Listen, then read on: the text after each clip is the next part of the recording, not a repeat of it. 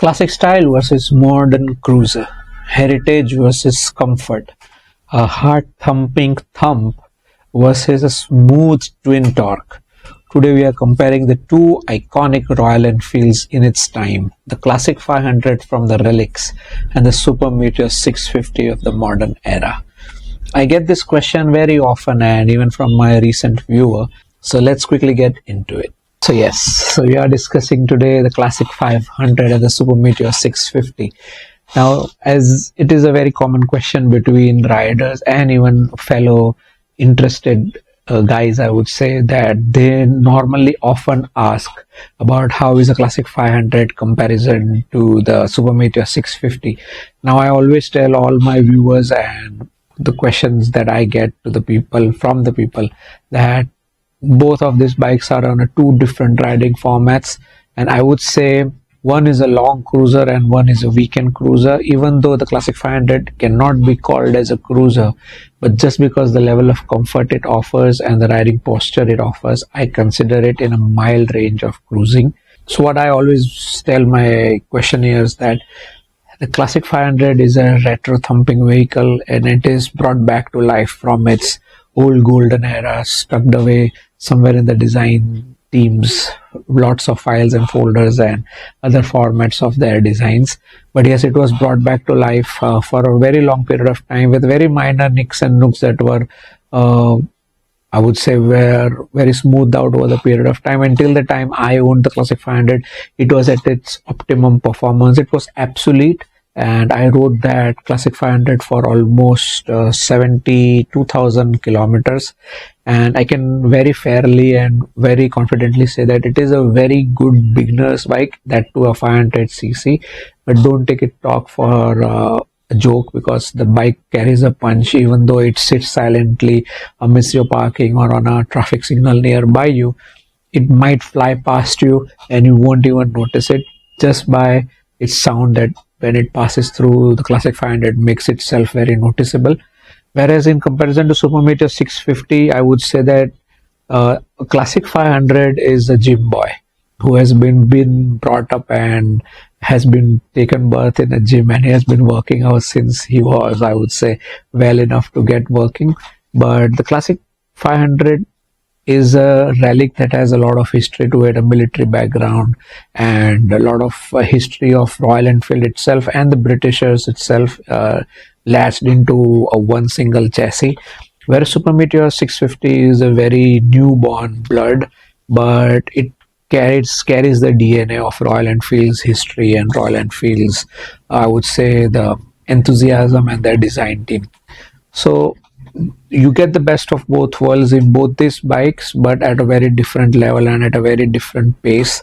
And one is a crash course if you buy it first hand, and one is a very slow learning and a beautiful process if you buy it. So if you get your hands on the Classic 500, you would definitely have a very smooth learning curve. And I won't suggest you buying the Super Meteor 650 straight away until and unless you have not driven a 150, 200 or at least a 500, because again, he's I would say a Super Meteor 650 is a Comanche, or most probably I would relate it to a cyborg, because he has been trained, from the design level itself. The engine is super powerful, the chassis is very, very stable, and the throttle response is almost immediate, where in the Classic 500 you don't get that much of throttle response instantly, because it takes time. It's a mechanical process from the engine, from your accelerator wire to the engine and up to the ground, or the brake horsepower that it delivers on the road. Whereas Super Meteor 650 is in tune. He automatically syncs to your thought process, and as soon as you punch it, it goes. So it goes like a bullet, I would say, definitely, but even though it's not named as a bullet. But yeah, Super Meteor 650 and Classic 500 are both are world apart from each other, and it caters to two different kinds of riding. The first, I would say, Super Meteor 650, having I've been riding since long now, it's almost 11,000 kilometers now, and the recent longest ride I did on it, one was Kutch and one was Goa. One for the moto one was with my group of friends and one was with my solo trip. So the problem over here that comes is in comparison with Classic 500, Super Meteor 650 turns out a lot of more positives than negatives. But the Classic 500 comes with its own pros and cons, and so is Super Meteor 650. Now, the Classic 500, I would say it is a weekend rider and a daily commuter.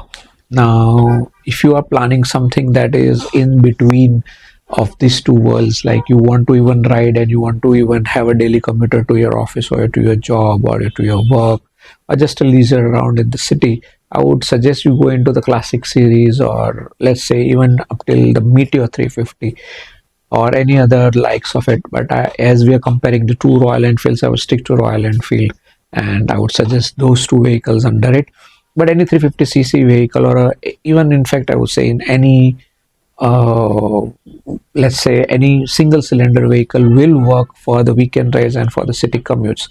But where does the Classic 500 win against all these models that are available in the market is its torque, its history, its time tested deliveries all over the world, and definitely the service response from the Royal Enfield team itself. Yes, there are certain states or there are certain cities where you don't get a good response from the Royal Enfield team, but or the service center. But over here, in I would speak for my Ahmedabad city, I have never had any issues with the service team with Classic 500 or currently my Super Meteor 650.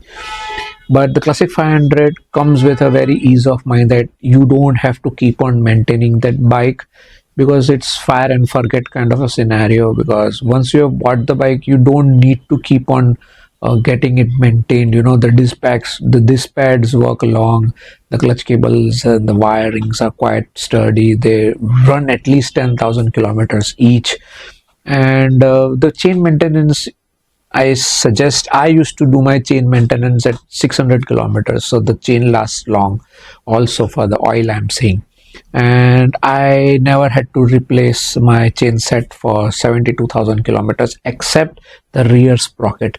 It had four teeth got broken out because of my riding, and yeah, it is a normal wear that the rear sprocket wears out, but the chain, the main original chain, remained as it is. And obviously, I tuned it out for outside because Royal Enfield don't sell a single sprocket outside; they have a whole chain set. So yeah, but the Classic 500 comes with a pro that I would say it has a lot of fuel average. You know, if you fill up the whole tank, I still remember I used to get it filled up at 1,000 rupees, and it used to last me around 400 kilometers or so on a single cylinder. It is a good enough average at such a heavy bike. But if you are riding with luggage, and if you are riding with a pillion and a luggage or a pillion itself, the bike used to last around 300 kilometers or so. But that is also good enough on a single cylinder, that to given you are riding a Classic 500 with a 500cc engine rumbling between your legs, it is a quite power that you are carrying with you. But it is, Classic 500 does not deliver on demand. You know, you have to soothe it in, you have to bring your thoughts first and then put it into action. That is how the Classic 500 works. Whereas Super Meteor 650 is a whole on a different level. It is a totally new breed of beast mode, I would say, that has Royal Enfield got into, and they are launching back to back 650 cc's because it's a very successful engine. And as a rider of a 650cc from Royal Enfield, I can definitely say that they are on a very right track, because the 650 packs a punch straight from the ignition key that you tune it in, and when you fire the engine up, it goes, it is ready to go. But the catch comes over here is the main fuelage capacity. Now, even though you are filling at least 13 liters 14 liters of fuel in the tank, it lasts you around 310 kilometers to the max. And the engine light, sorry, the fuel light comes at around 260 kilometers or 250 kilometers give and take on the highways, and in city riding it comes at around 189 to 200 kilometers. That is almost 22 to 25 kilometers of range in city, and on highways with luggage, without luggage, stable 250 kilometers a tank that would safely, it would run without you searching for I would say, a fuel station next. So let's say around, for 10 liters, around it runs around 250 kilometers. So 25 kilometers of range you can get per liter. Whereas the Classic 500 used to run, I very specifically remember, it used to run 35 kilometers a liter. So it was a very good bike, as all single cylinders are, because they are not firing that much of fuel into the chamber as compared to the parallel twins or V twins or any kind of those engine formats. They are continuously spraying in the fuel right in the chamber, so it is going to reduce. You're feeding two engines, you're feeding two mouths at a single time, in comparison to a single mouth in a single cylinder as a Classic 500. Now the second thing I would say is the weight. Now both these vehicles are manageable, but the Classic 500 wins over here because the chassis is almost kind of a wireframe chassis, and it comes in a tubular format, right? Even the Classic 500 and Super Meteor comes in a tubular format, but the Classic 500 had a weight problem when it fell down, whereas Super Meteor 650, from the standstill till it falls down, or if it is on its side, you will feel the weight at a very slow speed, whereas Classic 500 used to feel heavy while it was in cruise and while it fell down. So yeah, the weight has been managed in such a way that the Super Meteor 650 doesn't feel that much. It is featherweight or feather light while it is cruising, but at a standstill you will take a lot of efforts of moving back and forth with your legs, or duck squawking it around your parking area, or even in a traffic light. Now, another thing that differentiates the Classic 500 from the Super Meteor 650 is the maintenance cost. So the Classic 500 has, as I said earlier, that it is a fire and forget kind of scenario. The maintenance kicks in a very after the initial period of the Classic 500, the first three free services. The Classic 500 does not need that much of maintenance until and unless a cable snaps, or your chain lube is getting dried out, or you are facing a puncture, because it used to come in a tube format of wheels. But in Super Meteor 650, there is a bit of maintenance, because the brake pads, I didn't find it quite long lasting, because the front brake pads ran out at 5,000 kilometers and I had to get it changed. And they said that now it will last longer. So let's see, it has been 5,000 kilometers more and still it has not run its half life. So yeah, it is running quite good. But Super Meteor 650 is not a city bike. I would definitely say that very confidently, because the power delivery from the GT 650 or the Inti 650 or the Super Meteor 650, all those power ratios are different on each bike, because each bike of such chassis carries a different weight. Now Super Meteor 650 is a heavyweight fighter, so the weapon of choice that you select from a 500cc or 350cc to a 650cc or Royal Enfield, it would carry their own pros and cons, you know. So the better part that I would suggest is that first fix your riding format, or first fix where you want to drive it. So once you have that clear in mind, then you can select the weapon of choice that where you want to go, because the maintenance will definitely hit you how you ride. So that is why I'm highlighting this point, that first figure out how you want to ride, and after having figured out what kind of driving you want to do or what kind of riding you want to do, then select the vehicle. It is not necessary that you need to pack a punch with the brand name and have a standout with a group of friends or group of riders that you're going. It doesn't matter. You can even go riding with a Pulsar 220F, or you can even go riding with any kind of format. Nowadays people are riding as such on cycles also. They are doing shits that we only used to remember as biker of dreaming it. But yeah, now the times have changed in India. There is a paradigm shift. Now people are enthusiastic enough. The market is available enough that you can ride. So the maintenance thing you have to keep in mind for the kind of riding you want to do. Now if you're going for the J series engine or the 350cc, because the Classic 500 has been discontinued, if you're lucky enough to find a Desert Storm or a Chrome Classic 500, you are in a luck. And if you're getting hands on those bikes, get it, I would say, because Classic 500 is a good bike, low on maintenance. You don't have to keep on thinking about how to maintain the bike, and it runs good on any kind of fuel. Apparently currently there is a fiasco going around about the E20 and different things. So you would definitely have a bit of a problem in fueling the Classic 500 because it's, I guess, BS3 or BS4. The last model that I used was BS4, and after that it has come into BS5, then BS6 currently is going on. So you're tuning down two versions down, so you might get a problem with the EFI engines of Classic 500, or the fuel injectors might wear out quite quickly or get choked up because of the E20 fuel system. Now, different another part I would like to highlight is the comfort of riding.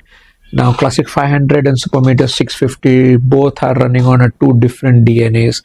One is from the ground up of the military background of Classic 500, and one carries the DNA of the old Thunderbird, where the Royal Enfield's Thunderbird started with the twin steerings that used to come like this. So I would say the Classic 500 would be much in a format of, I would say, easy cruise, not that kind of a difficult cruise, because you cannot run that bike too long because of, first thing, the vibrations. Yes, the stress engine or the stress component of the chassis is the engine itself. So whatever the thumping the engine does, it would be traveling down to its center tubes and up to your steering bars or your handlebars, and that grunt you would feel, I used to feel it at 80-85 kilometers, or whenever I tried to keep up with my Himalayan friends. 100 was very difficult to reach with the luggage, given my weight, or given your weight also. That would be another factor that would be affecting on the Classic 500. But yes, even for any weekend rides that you are going, I suggest it would be comfortable up till 200 to 300 kilometers, and anything more than that, you would be taking frequent stops. So up till 200 kilometers, it is also comfortable because of two suspensions that it has: the spring suspension at the back and the Springer seats that the Classic 500 used to come with. So the Springer suspensions used to soak up a lot of I would say ground disturbances that the bike used to face on the highways. So my personal experience is that the seats are quite comfortable as is on Classic 500. I did not change it.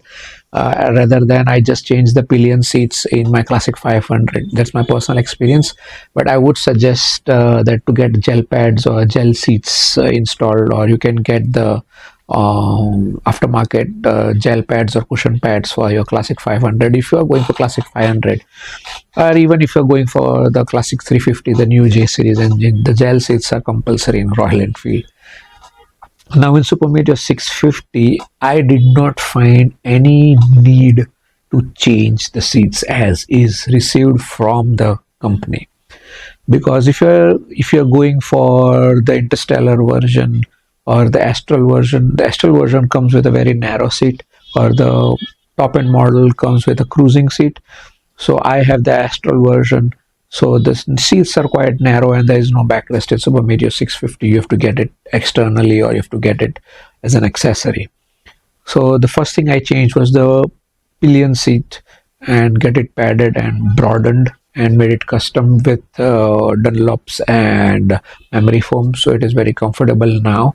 And later I found that after my Kutch ride, I would say, the Super Meteor 650 fatigue came in after the third fuel refueling that I did. So almost 600, I would say 650 kilometers later, I found there was a bit of fatigue because we were continuously riding, right? But up till, I would say, on a safe side, I would say up till 500 kilometers, you won't feel any kind of need of a stop. As I said in my earlier review also, that Classic 500 or in the Super Meteor 650, there is a bit of a fatigue problem, and there's a vast difference. That Super Meteor 650, you can keep on riding and riding, and a fuel stop is enough for your break, and you won't feel that kind of fatigue until and unless you are riding at a stretch of fuel tank to fuel tank distance. That sort of riding that I do. After one fuel tank, I only stop for another fuel tank and get rested over there. So yeah, at that particular time, you might feel a bit of a fatigue initially because you're still managing and still getting accustomed to how the Super Meteor feels and how the Super Meteor rides. But once you get accustomed to the weight, and if once you have the front windshield, it takes a lot of heat out of your front wind blast, and and the weapon itself becomes quite smoothed out, you know. Once you keep on firing a weapon, the board gets smoothed out. The same way the Super Meteor 650 also, it would smooth out into you. Whereas I never found the Classic 500 with Classic 500, because the fatigue used to kick in at 120, 130 kilometers. After almost 130 kilometers later, you are done. That no, yeah, now you have to stop. It is quite tiring. So yeah, because Classic 500 does not come with windshield, you get it retrofitted outside from a cheaper market or any branded market segment also. But no, I doubt you would be able to ride long hours in a stretch with a Classic 500, because the bike itself is quite tiring in its posture. There is a concept in riding that there should be a triangle that should be made from the rider's shoulder to the steering bar up till over here to the shoulders again. So it has been considered that if your riding posture from your shoulders to your steering bar is very steep, then you would have a fatigue. If it's too straight, you would have fatigue. And if your legs are too, I would say, too stretched out, you would again have an uncomfortable ride. So that is the lower bar. And if you are too backwards from the backside or the backbone part of your riding posture, if you're too leaned backwards, you would be tired and quite lazy. And if you are quite in front, you are leaning towards the bike, then you would have your arms getting quite, I would say, tired or fatigued again, because you see the same concept in the R15s and all those crotch rockets where you have to kneel or you have to get down into the steerings and you have to drive. So in those kind of format of riding, you would feel quite tired out, and that's where Classic 500 loses very big time. Plus, it has the vibration issue. Plus, you can not beat the wind blast with whatever mods you want to do. And thirdly, the sitting posture. It is quite straight. You have to sit in a Classic 500. It is like almost you are riding a donkey on a very high speed. So you're always sitting very steady but confident. You are in command. You feel like you are riding upon something, you know, and it is in under your command. It is your slave. So in that kind of riding, I find that you get tired too early with your shoulders and with your wrists, just because of the angle that you are sitting and due to the vibration. Where in comparison to Super Meteor 650, you are riding on an, I would say, let's say you are riding on an slow hippo. I would say it is quite rousing. It is quite kind of a groovy kind of ride that you are doing on a Super Meteor 650. So yeah, that is a very vast difference, because Super Meteor 650, or I would say according to my riding with my Shockwave, it is quite smooth out. You know, you're sitting on a easy chair, you're sitting on a recliner, and you're just riding. The only part where I felt that I feel a bit of fatigue is on my legs. Find my legs quite crunched at the front. So my legs are always like this. So at the cavity of my leg or at the heels of my leg, I feel a bit of a stress point, and I have to keep on adjusting my legs like this on my ride. So to fix that, I would suggest, if you're getting a Super Meteor 650 and if you are a seasoned rider or if you're an experienced rider, and if you are then getting the Super Meteor 650, I would suggest floorboards for the front and your passengers. That means for you yourself and for the passengers, I would suggest to get floorboards. It would be much more cruise friendly. And the second thing I found with a bit of a taller riders that are taller than me, though those riders, I found that the steering format was wrong, because they used I would say risers in the steerings and then in their handlebars. But I suggested them that give away with the risers and keep the stock risers as is, and rather than change the steerings or the handlebars, and they can go for an taller ape bars or something, or a highway ape bars, that would be much more friendlier. So I would suggest first get used to your footwork. Once you are used to your footwork, then if you feel a bit of fatigue on your shoulders or your neck part, that is this part of your riding posture, then change the handlebars.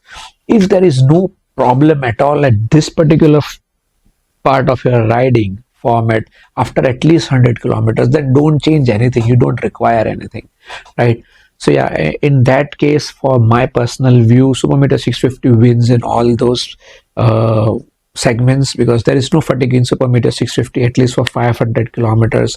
Plus you have the gel pads if you install it on the seat or over external fitting with the strap-ons. The ride becomes almost like homely. You don't feel any fatigue. I definitely felt it in my Goa ride right now. I was not a bit tired till I reached Mumbai, and I still wanted to drive, but just because of my thumb rule of not riding in the dark, I stopped. But I didn't need any kind of stop just by riding.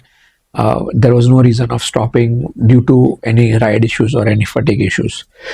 Now, secondly, I would suggest that Super Meteor 650 is a very silent kind of an engine with its stock exhaust and the manifold system. So if you do not change those things, the bike is very cruise friendly from the ground up itself, from the showroom itself. I personally feel there is no need to change the exhaust system until and unless you like a loud bike, because if you are riding long durations, so now I'm talking about if you're going to ride at least 500 kilometers to and fro, at least on your weekends, then I suggest you not get an exhaust pipe, because it is going to get very loud. 650 cc's, keep in mind there are parallel twins, so they are constantly firing, they are constantly in a fist fight with each other, so there's continuous rumbling, and in stock exhaust also you would enjoy that rumble. Now if you change it into something that is quite noisy or quite rumbly, I would say, you would have a headache at the end of the ride and you would feel fatigue, because it is you who is going to constantly hear those engines for your whole duration of a ride, and the passerbys are going to hardly hear those engine sounds or your silencers exhaust or your exhaust pipe sounds for hardly 3 seconds. That is all it takes. That's all. But constantly who is going to listen is you, so consider that. I don't like that kind of an exhaust, even though I would like a bit of an open mouth exhaust, not a free flow one, but a bit of an open mouth, just so that the engine breathes out quite smoothly. I sometimes feel that Super Meteor 650 doesn't breathe out so fast as much as it breathes in so fast. So for that reason, I might change my exhaust pipe, but rather than that, I have no interest in changing my stock exhaust, because as good as they are stock, they are quite beautiful sounding and it packs a punch. Let me tell you, it packs a punch from the cold start up till it is heated up. Now the Super Meteor 650 wins over here, but the Classic 500 is a noisy ass bitch. I would say that. This is the word I'm going to use, because as soon as you change the stock exhaust, which is shit, the stock exhaust on the Classic 500 is worth changing, because it limits 80% of the bike's performance. So yeah, if you change the exhaust, change the exhaust, but go for a quieter one. Don't go for the Indoris or don't go for the short bottles, because it is a nuisance, because the Classic 500's engine is as good as a mumbling beast, and you are attaching a muffle to it, then it is going to get louder and louder. And as soon as you are riding long distance, you are going to get fed up with that sound in one ride itself. I have tried out more than 4 silencers, 4 exhausts on it, and I came back to the stock exhaust just because I wanted to be shit quiet. You keep mum, I just want to ride you. That kind of a mentality I had, and I had to shift back to the stock exhaust. I was lucky enough to keep the stock exhaust. I was very alert enough to keep the stock exhaust with me. Even after changing 4th exhaust, if I had sold my stock exhaust, it would have been very difficult to source a new one, because up till that time the Classic 500 had been discontinued almost a year. So I would suggest that don't change any into something quite loud. Change into something very subtle. Now, second part, the console and the electricals. Now, Classic 500 is fire and forget against it. It does not require any kind of brains. The only thing it has for modern tech was an engine light. So if there was any misfiring, or the oxygen sensors or the O2 sensors were not working, the engine light used to pop. So you don't require any brains in Classic 500 in that particular sense, because it is purely mechanical. It is purely manual bike. It is an analog bike. Now the Classic 500 wins in that particular segment, because you won't be worrying about a lot of fuses and what lot of nicks and nooks that comes with the modern bikes. So fire and forget, you ride. If anything comes up, you can get it fixed at a local or a roadside repair shop. Now over here, I personally feel the Super Meteor 650 also wins, just because it comes with a very great quality of manufacturing. But once it gets old, I fear the fuses. The Super Meteor 650 comes with all kinds of nicks and nooks, the beeps and boops in the motorcycle industry. It has a side stand sensor, it has a rear brake sensor, it has a front brake sensor, it has an ABS, it has an engine light, it has an O2 sensor, it has an wingman app, it has a wingman sensor, it has a GPS sensor, it has a motion sensor, it has a fall drop off sensor, it has a ignition position sensor also. So all these sensors, they suck up power. Even a 1 amp or even a few volts matter in long distance riding, because if somewhere some fuse goes off, the bike might stop working. So that's the problem that I might face in the future, or once I cross 50,000 or 30,000 kilometer mark, because at that time the bike has now tuned in, the wirings are getting loose, the wirings are getting old, the nerves are getting old in the beast. So yeah, so this over here, Super Meteor 650 would win, because it comes with a very great build quality in the wires. You would see it once you visit it. Just open the center seat or the rider seat and you will see the electronics just below your seat. And it is very superbly built. But the fuses, I am a very fearful person of the fuses. So yeah, I try to not manipulate any kind of wiring systems of my stock bike, that is lights ho gayi, or any kind of external kind of charging equipments and GPS falanas and other beeps and boops, because Super Meteor 650 is a retro modern bike, I would say, and not a complete modern bike, but with its uh, nicks and nooks that comes with it, like the navigation system, or sensors that detects that the side stand is down or not. So it helps you understand where you are going wrong, but it is not that needed until and unless it comes into some part of a ride where the bike falls off and you forget to kill off the engine. The bike will do it for you in Super Meteor 650. That is a very safe part. That doesn't happen in Classic 500. If you fall, the engine is going to keep on running even on a gear, until and unless the clutch wears out or the engine puts itself in load and it stalls. So this is the place where Super Meteor 650 wins. Super Meteor 650 might lose on a place, I would say, the navigation, because many people don't find the stock navigation or the Navipod, or the main navigation pod that it comes with, the tripper pod, they say. The tripper pod, I find it quite useful until and unless a bridge comes, because it does not tell you do you have to take the bridge or you have to go below the bridge. So that is the only problem I find in the tripper pod. Rather than that, the tripper pod is superb, because you don't need to keep the mobile screen on while it is paired with the Bluetooth.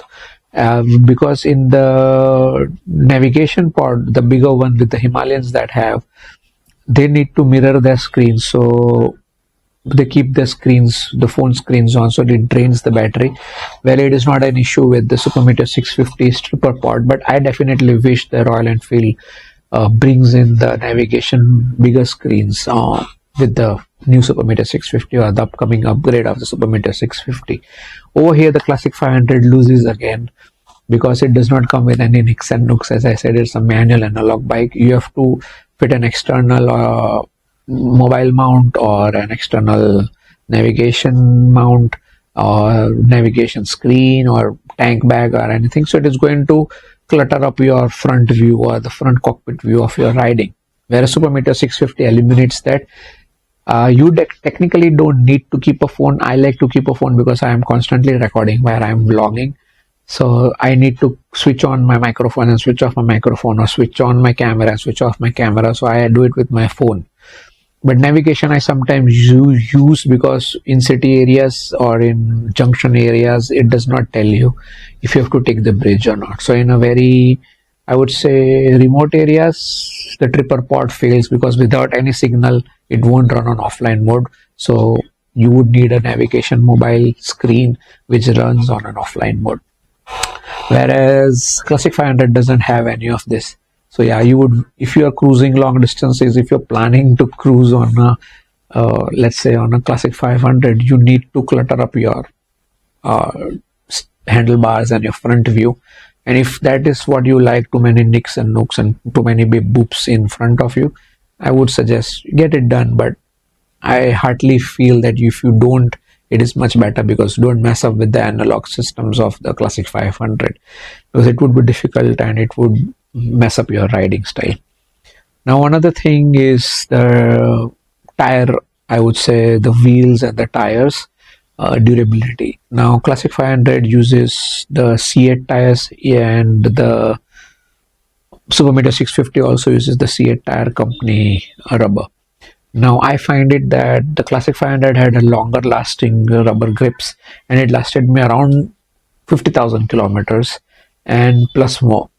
So that is a good part of classic 500, because as such it is a bit heavy vehicle, but it does not put that much stress on their wheels because the torque is not that much constant. Whereas Super Meteor 650 has a wider wheelbase of 180, and it definitely grips the tire, or the tires are quite grippy, and it claws into the tarmac in front of you or below it, and the brake horsepower is put onto the wheels quite instantly, so you are going to burn a bit of rubber. But till now it has been 11,000 kilometers with Super Meteor 650, and I did not find that much wearing out of my rubbers. So yes, yeah, tires are good, but then again it comes to your personal choice what kind of riding you're going to do. Make your choice. If you want to change the stock tires, it is up to you. But I feel that the both these bikes, Super Meteor and Classic 500, their stock tires are not that grippy in monsoons. So yeah, for monsoons I would suggest you can go for an all-terrain tire or all-weather tire.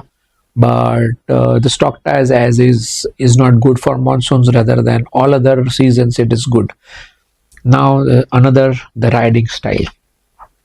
Classic 500, again you can take it off-road, and the best part is of Classic 500 is you can saddle, because the main foot pegs are on the center of your engine line, so you can stand on it, you can put your whole weight on it, and you can ride it. So you can ride it as an ADV also, but not do foolish things that those ADVs can do. So yeah, definitely you can break the chassis of the Classic 500, but you can saddle. So if you're riding long hours, you can give your legs, your back part, your bums a bit of blood flow by saddling. But in Super Meteor 650, saddling is not at all possible until and unless you retrofit it with a dummy center leg pegs or foot pegs, and you can stand on it. But again, the riding posture changes.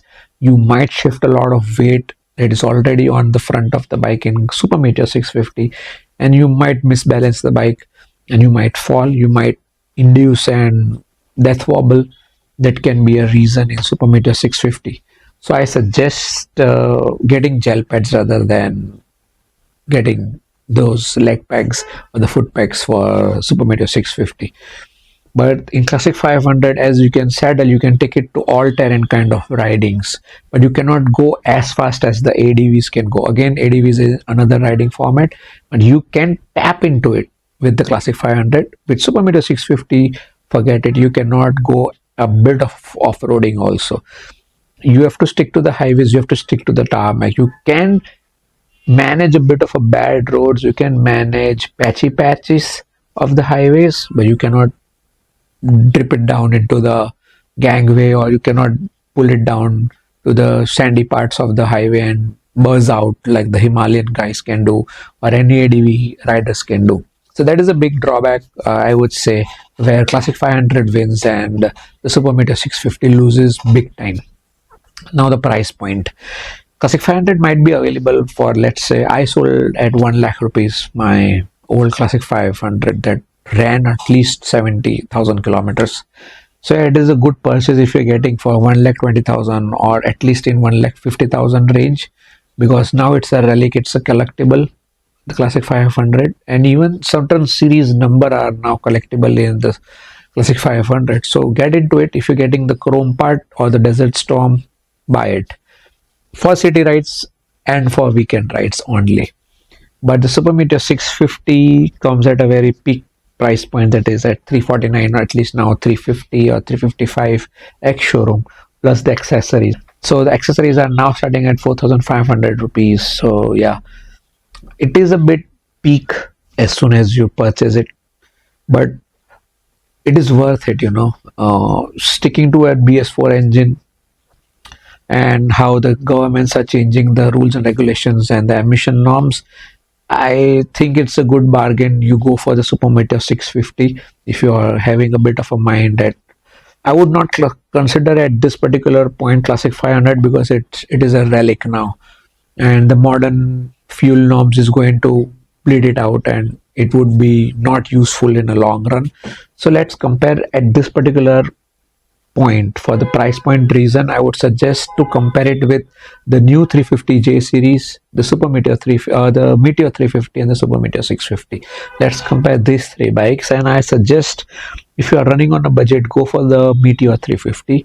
And if you have the money and if it is your third or an experienced purchase bike, go for the Super Meteor 650 at 350. And at the price point of 3,50,000 with accessories, let's say you're being heartful and you are getting it tuned up to you, I would suggest it would reach around 4 lakh rupees. At 4 lakh rupees, it's a good buy, because what the competitors are offering, it is feature loaded, whereas Super Meteor 650 is masculine loaded bike, and you won't have to worry that much rather than what the competitors are offering with nicks and nooks and bips and boops. As I said earlier, it is quite easy to maintain. Super Meteor 650 does not require too much of brain, but bit of caution and bit of enthusiasm in motorcycling, you can maintain the Super Meteor 650. Whereas comparatively, if you are churning out some other, or if you are going out for some another brand, it would come with a bit of a technological knowledge. The radiator fan comes in, the oil cooling or the liquid cooling comes in, then other fuses comes in, the TFT display comes in, and whatnot. So yeah, those again in a long run might face fuse problems.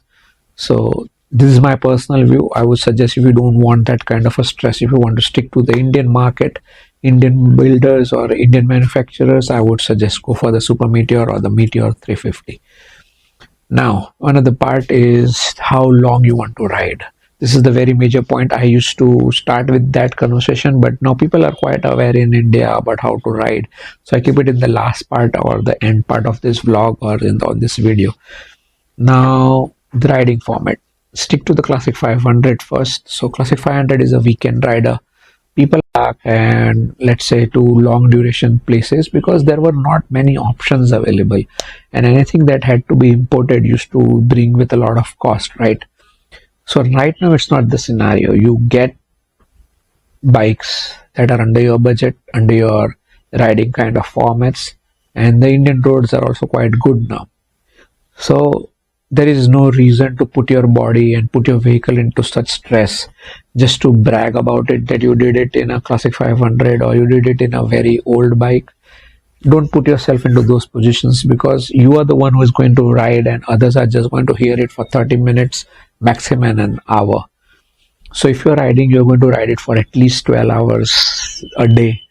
So if you're riding that kind of rides, then go for the something that is more reliable, something that is more modern, and something that is bit in the side of an analog but still has the features of the digital world that we are living in. But the Classic 500 is not a long journey bike. Personally, I would suggest stay out of it because it vibrates a lot. Even the 350s, the Classic 350s, stay out of it if you want to ride long durations. If you want to ride long durations, you are having a very fixed budget, go for the Meteor 350.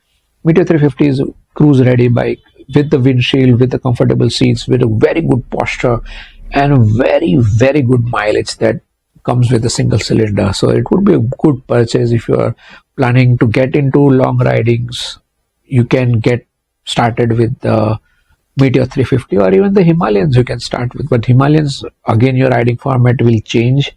You would be shifting to ADVs.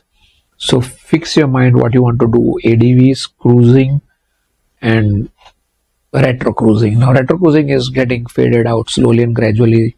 But yeah, let me clear your or everyone viewers mind that ADV comes at a cost. Now, if you are planning to ride constantly on an off-road patch, go for the Himalayans. Now, I always tell my friends or all my viewers or whoever I'm discussing this topic with, keep a ratio of 80-20 out of 100. 80% where are you going to ride? Now, I believe in India, if you're not going to go for trail rides, there are not many trail riding patches available at an instant like other parts of the world. So ADVs would fail. You would be staying on the tarmac, right? Given our Indian roads, carrying the panniers and all stuff, I am again against the panniers, but that is a whole other topic. But if you're going to stick to the tarmac, then why go for the ADV? Price point. Save your bucks over there, save your money over there, and go for something that is going to be on the tarmac, that is designed for being on the tarmac. Now, if you're planning to ride on the tarmac but then be on the track, then figure it out that way, that how much track you are going to do rather than the tarmac. Now, the track is going to be more in the ratio, let's say 50-50, 50% tarmac, 50% highway cruising, then I would suggest you go for the ADV. Because 50% ADV is a long duration of hours that you're going to ride. That is almost, if you are 12 hours of riding, that is 6 hours you're going to be on dirt tracks, then obviously you should go for an ADV. But in 12 hours of your riding, if you're going to be 8 hours, 9 hours on the tarmac, then it doesn't make sense to buy an Himalayan or an ADV. Until and unless it is for the comfort riding, then you can opt for something that comes with that kind of an nature of riding. So that is my personal view. You can adjust the wheel systems and the rubber grips that you use according to your riding style also. But again, you would be investing money in that way. So let's come into the pannier segment for a bit while.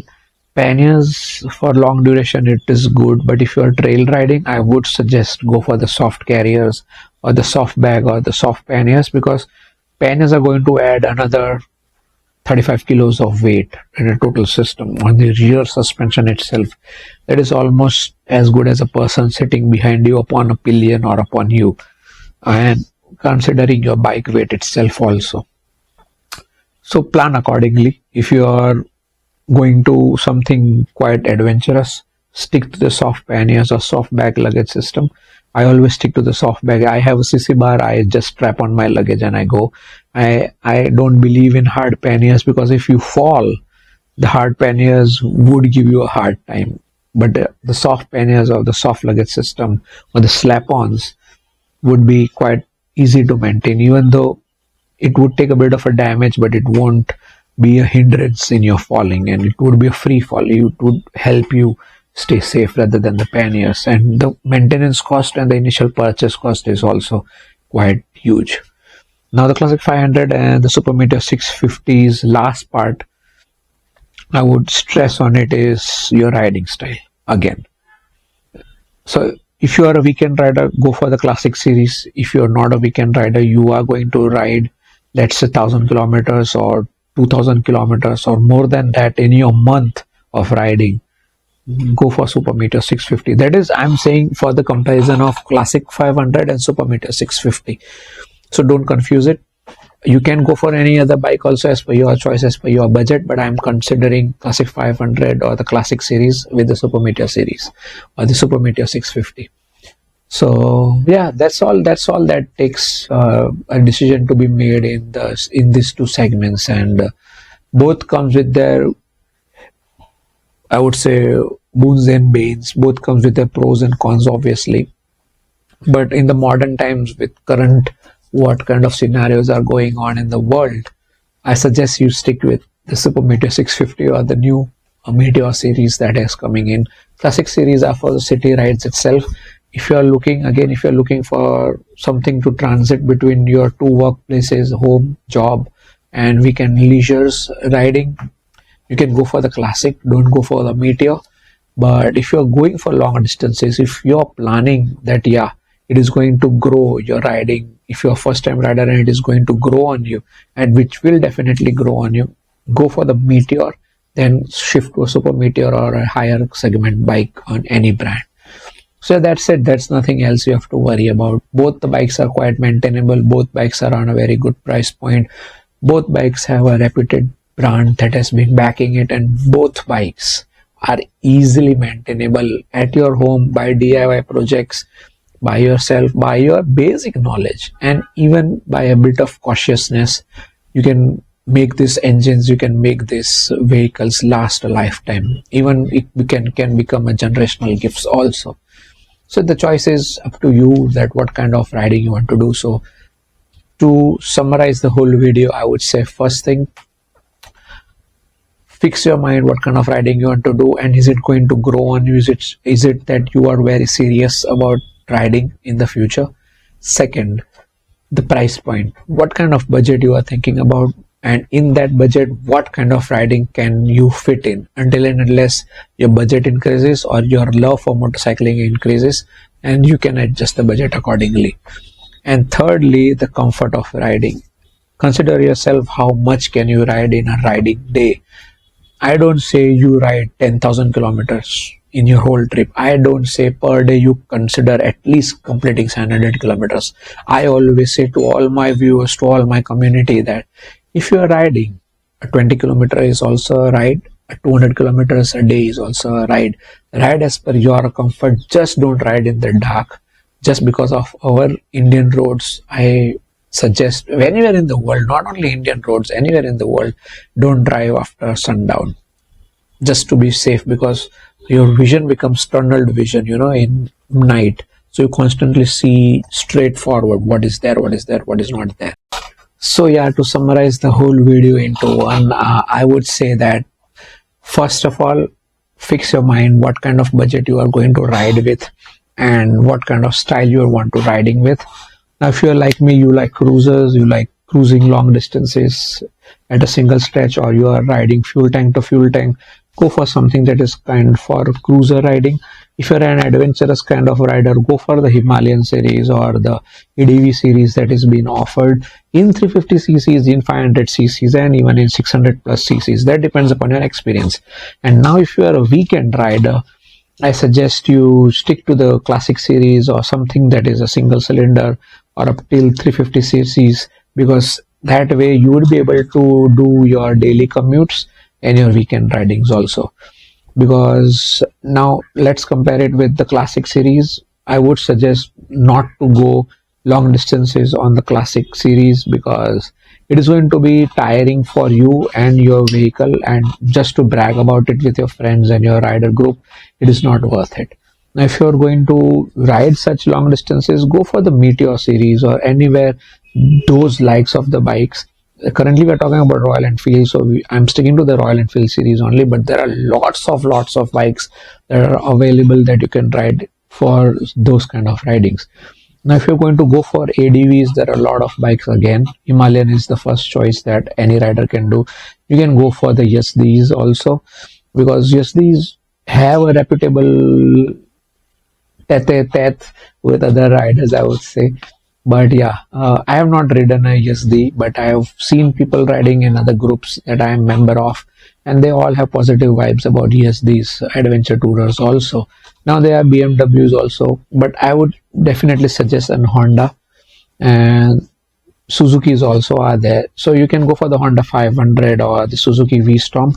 So those are two very good bikes. Those two bikes I have personally driven it, and I find it quite ergonomic in riding ADVs, touring ADVs, I would say, and it suffices both touring and your ADV style of riding for the Hondas and the Suzuki V-Storm. So yeah, that particular part I would like to highlight, because the 80-20 ratio. Now 20% is your ADV riding and 80% is your tarmac riding.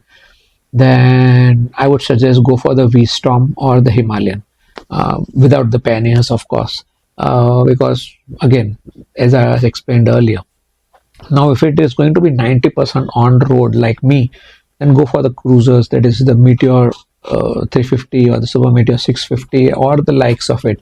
There are again lots and lots of bikes available, but I won't suggest the Highness, the Honda Highness, because again it sits at the classic range. That is my personal view. So you are going to be in a very uh, stiff location that you have to figure out where you have to ride. So yeah, split your decision in 80-20. I would say. What is 80% you are going to ride, what is 20% you are going to ride, and automatically you would filter out the bikes by this decision. That is my golden thumb rule in selecting a bike: 80-20. 80% on what tarmac you are going to ride and 20% of what format you are going to ride. So yeah, you can choose that way. Secondly, the price point. So carrying your budget, I would say if you're going to stick to a very stiff budget, I would suggest go for Indian manufacturers, because the import bike would be bit high on the cost of maintenance as and when the bike would get old, and that's a fact. So now if you're planning something on a higher budget, you can go for imports, but I would suggest stick to Honda's, Japanese, and something Indian manufacturers are now offering, because they too also have very good things to offer now. I would suggest Royal Enfield because it has a very vast network of service centers. I have heard about Triumphs that they don't have that kind of an active services that is available post sales. At least over here in Ahmedabad, only there is one service center and one showroom. So yeah, I have people seen struggling with the trams in durations of long journeys until and unless they're not traveling from one metro city to another metro city. So yeah, if you're traveling between two metro cities, it is not going to be a problem with any kind of manufacturers that you ride.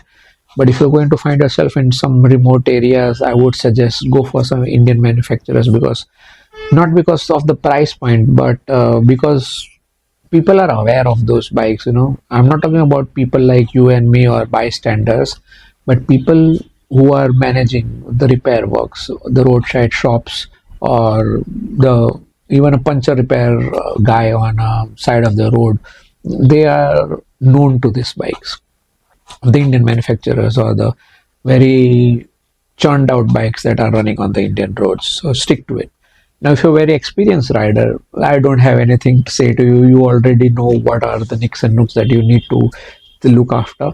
But still, if you are that kind of a guy who or a lady who is still looking into it, and what kind of format you want to ride or what kind of bike you want to select, now if you're a seasoned rider, I suggest you get into the cruising ADVs itself, because I doubt you would be riding cruisers over here in India. So you are definitely an ADV rider. So go into the touring aid touring ADVs that is been available. That is the BMWs, probably I would say the new Himalayan or the BMWs for obvious reasons. Even the Suzuki's also. Honda's, theek hai. People are riding, but it again falls into a form of cruise riding, that is the gold wing. You won't be able to take it anywhere except the tarmac. So that is how I see the whole motorcycling community. I might be wrong. You can comment down below, and we can have a friendly conversation. We can have a brainstorming session, and I would learn from you viewers also. Now the fourth point is the maintenance cost. Remember this: no matter how good the manufacturer is, as and when the bike will get old, just like us, it would need maintenance. So pick something that you might think that you are going to ride for next 6 years at least. Now if you have something that you are going to change quite frequently, then you're not going to get accustomed to riding, because you're not letting your body, you're not letting your skills to set into a one format of riding. So constantly changing a bike is not a good option. So consider 6 years of riding a single model of bike. So keep it into mind that at least 5 to 6 years you are going to ride this bike. So what amount of riding you are going to do, so the maintenance is going to kick in like that. So choose accordingly according to your budget. The initial cost is what you have to pay, and other things majority wise it is going to be handled by your banks because you are going to get it on an EMI, or there are very rare chances that you might buy it upfront. But if you're going into that sort of form of purchase scenario, I would consider not to look at the purchase price, but look at the maintenance cost that is going to come, and don't believe on the salesman that is working at the showrooms. Do your own research, talk with fellow riders who are already riding the bike that you are looking forward to. For the Super Meteor 650 and the Classic 500, I would personally say Classic 500 is fire and forget. Super Meteor 650 would take a bit of your basic level of maintenance knowledge, that is DIY, and you can get it done by yourself at home, except the engine oil changing and the clutch cable changing, because it's a bit tricky in Super Meteor 650 because obvious reasons. So yeah, rest all it is all coming down to what kind of riding you want to do. Keep in mind 80-20 rule, keep in mind your maintenance over the period of time, and keep in mind what amount of riding you want to do. You are a very enthusiastic rider, you are a seasoned rider, or you are a weekend rider. Choose accordingly. For weekend rider, single cylinder. For seasoned riders, you can opt anyone that you are comfortable with. And for budget riders, I would suggest go for something that is comfortable. You can ride long durations. That's it for the Classic 500 and Super Meteor 650. If you like this video, make sure to subscribe, like, and share. This is Roadster Rides. I hope I answered all the questions of you or of your purchase scenario. And if you have any more questions, do let me know in the comment section below, and I would happily revert each one of you and probably make a video about it too if it is a very detailed topic that you are asking about. Till then, subscribe, like, and share. This is Roadster Rides, sharing with you my views of owning a Classic 500 earlier and the Super Meteor 650 I'm riding, that is the Shockwave. Subscribe, like, and share. Bye bye.